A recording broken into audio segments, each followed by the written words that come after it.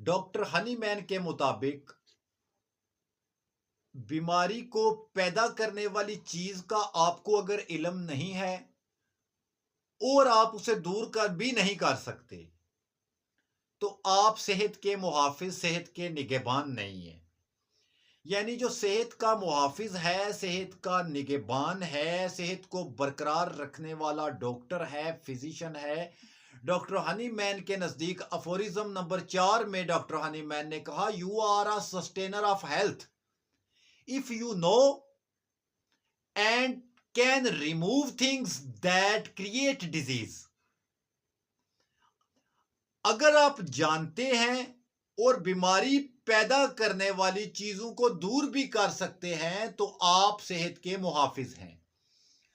अगर आप बीमारी पैदा करने वाली चीज के मुतालिक आपको इल्म नहीं है, यानी काज ऑफ डिजीज के मुतालिक इल्म नहीं है और उसे आप दूर नहीं कर सकते, उसे दूर करने का आपको तरीका नहीं आता, तो आप सेहत के मुहाफिज नहीं हैं, आप सेहत को बरकरार रखने वाले नहीं हैं। यानी कि सेहत को बरकरार रखने के लिए, सेहत की निगहबानी के लिए एक डॉक्टर को, एक सस्टेनर ऑफ हेल्थ को कम अज कम असबाब, मर्ज और उसको दूर करने की मुकम्मल मार्फत होनी चाहिए। आज की हमारी वीडियो इसी टॉपिक पे है, काज ऑफ डिजीज के मुतालिक कि काज ऑफ डिजीज, बीमारियों का क्या क्या हो सकते हैं और उनको कैसे दूर किया जा सकता है। सबसे पहली बात कि बीमारी पैदा करने में कुछ तो कुदरती अवामिल होते हैं, पहले नंबर पे। दूसरे नंबर पे टॉक्सिसिटी या जहरे हैं। तीसरे नंबर पे मियाजम्स हैं। यानी कि कुदरती नेचुरल थिंग्स के अलावा, जैसे मौसम में तब्दीली वगैरह, इस तरह के मामलात एक्यूट केसेस में हमें देखने में आता है। जबकि अगर हम क्रॉनिक केसेस में आए तो या तो जहरें मिलेंगी या मियाजम्स मिलेंगे। देखना यह है कि कौन कौन सी जहरें क्या क्या बॉडी में फसाद बर्पा करती हैं। सबसे पहले हमें यह पता होना चाहिए कि जहर, पॉइजन कहते किसे हैं, जहर की तारीफ क्या है। ऐसी चीज जो जिंदा अजसाम को बीमार करने की या खत्म करने की सलाहियत रखती हो, उसे जहर कहते हैं। बॉडी की केमिस्ट्री को बर्बाद करने वाली चीज को जहर कहते हैं। जहरों की लिस्ट तो काफी तवील है, लेकिन हम इसको समझने के लिए इसकी जो है ग्रुप बंदी करते हैं कि जहरें कितनी किस्म की हैं। देखिए, जहरों की जो मेरे नजदीक 4 किस्में हैं। पहली किस्म मादनियाती जहरें हैं जो जमीन के अंदर से बरामद होती हैं। दूसरे नंबर पे हैवानाती जहरें हैं जो जमीन पे चलने वालों से बरामद होती हैं। यानी जैसे हमारी होम्योपैथी में मादनियाती जहरों की मिसाल आर्सेनिकम है। इसके अलावा काली आर्स है, लेड है, मरकरी है। ये जमीन के अंदर से मादनियाती जहरें हैं। इसी तरह हैवानाती जहरों में हशरातुल अर्ज की जहरें हैं, सांप की जहर है, छिपकली की जहर है, बिच्छू की जहर है, लैकिसिस हमारे पास मिसाल है इसकी, क्रोटेलस मिसाल है। इसी तरह निबताती जहरें हैं जिनमें नक्सवामिका है, एकोनाइट है, बेलाडूना है। और माइक्रोबियल पॉइजन्स हैं जो बॉडी में खुर्दबीनी बैक्टीरिया, वायरस वगैरह की वजह से बॉडी में क्रिएट होती हैं। यानी अगर हम जहरों की ग्रुप बंदी करें तो पहले नंबर पे मादनियाती, दूसरे नंबर पे निबाताती और तीसरे नंबर पे हैवानाती और चौथे नंबर पे माइक्रोबियल पॉइजन्स हैं। इसी तरतीब से हम अपने टॉपिक को शुरू करते हैं। सबसे पहले हम मादनियाती जहरों के मुतालिक जानेंगे, उसके बाद निबाताती के मुतालिक जानेंगे, उसके बाद हैवानाती के मुतालिक जानेंगे।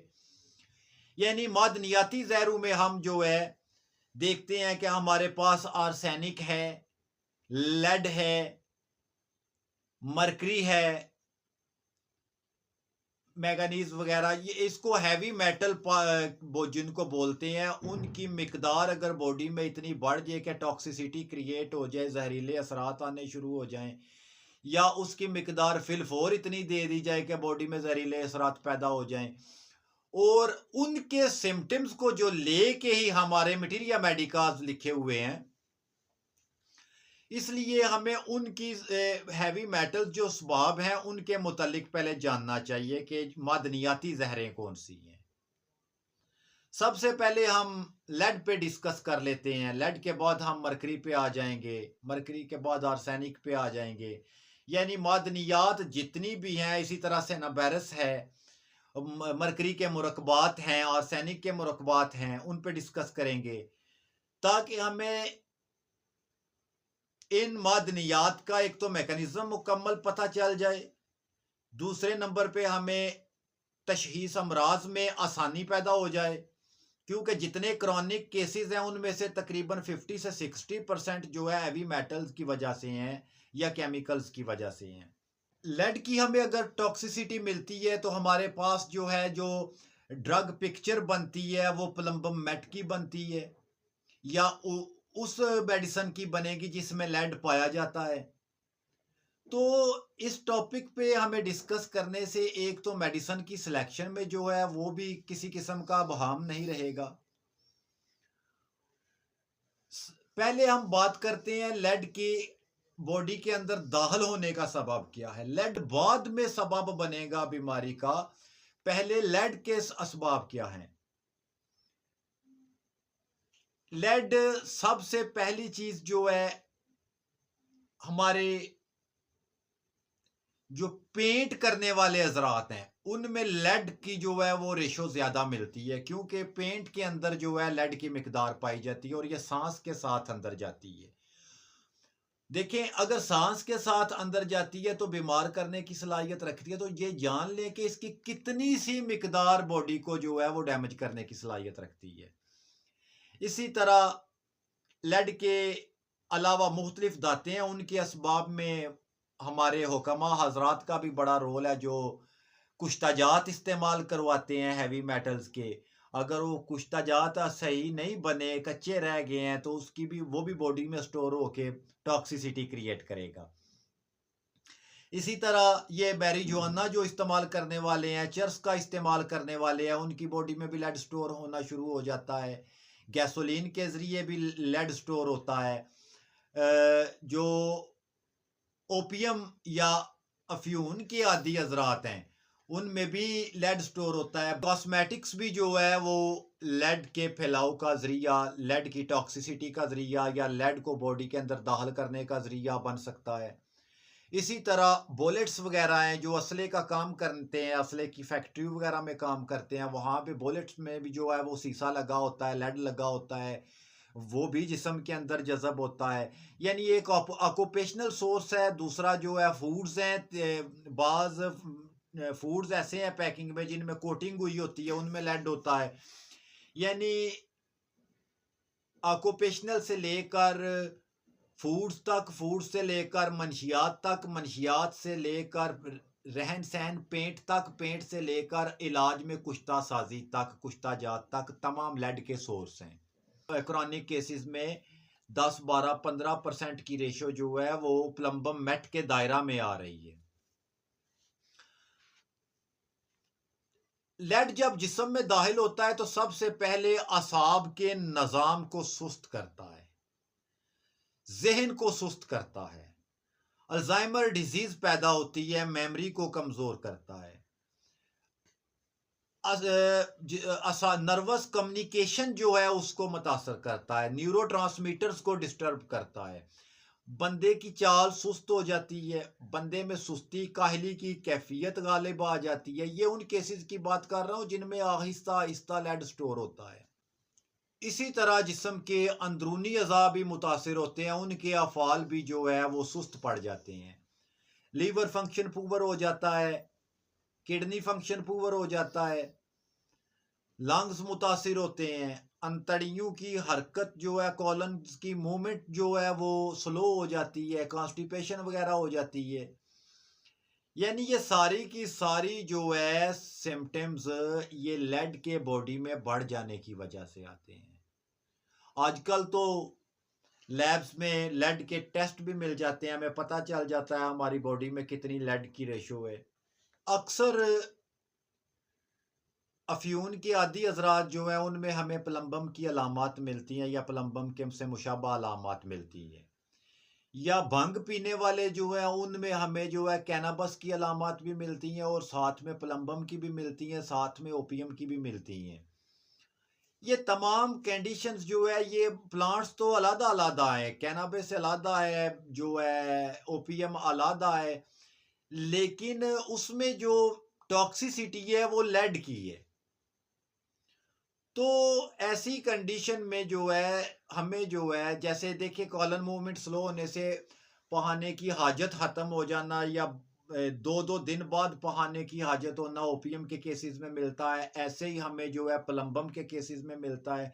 यानी ऐसे क्यों ना कहूँ कि ये अफ़ाल को सुस्त करके बीमारी पैदा कर देती है, लेड की टॉक्सिसिटी, या ऑर्गन्स को मफलूज कर देती है। किडनी फेलियर में काफ़ी ज़्यादा जो है वो सिम्टम्स जो है वो लेड के मिलते हैं। जब किडनी श्रिंक होते हैं, अक्सर लेड की टॉक्सिसिटी से श्रिंक होते हैं। अब हमने ये जो है दायरा देखना होता है कि प्लम्बम मेट देंगे, ओपियम देंगे, कैनाबिस देंगे, कौन सी देंगे। लेकिन ये सब कुछ देने से पहले हमें बॉडी को डिटॉक्सिफाई करना ज़रूरी है। अगर लेड बॉडी में अपनी जगह स्टोर है तो आप उधर ओपियम दे रहे हैं, प्लम्बम दे रहे हैं, वगैरह वगैरह, या कैनाबिस दे रहे हैं कोई भी, उससे बजाय मरीज मुकम्मल शफायाब होने के मरीज तकलीफ में जाएगा, मरीज को अजियत पहुंचेगी। सबसे पहले बॉडी को डिटॉक्सिफाई किया जाएगा, बॉडी से लेड को खारिज करने की कोशिश की जाएगी, उसके बाद जो है उसको उसके मुशाबा अद्वियात में से जो है वो दी, यानी जो मुशाबा अलामात हैं या किसी मेडिसिन की हमें मिल रही है ड्रग पिक्चर, उसको हम बाद में सेलेक्ट करेंगे कि कौन सी मेडिसिन हमने इसको देनी है, या सेलेक्ट करने के बाद उसकी ड्रग पिक्चर लेने के बाद हमें सबसे पहले जो काम अप्लाई करना है वो है बॉडी से उस सबब को दूर करना।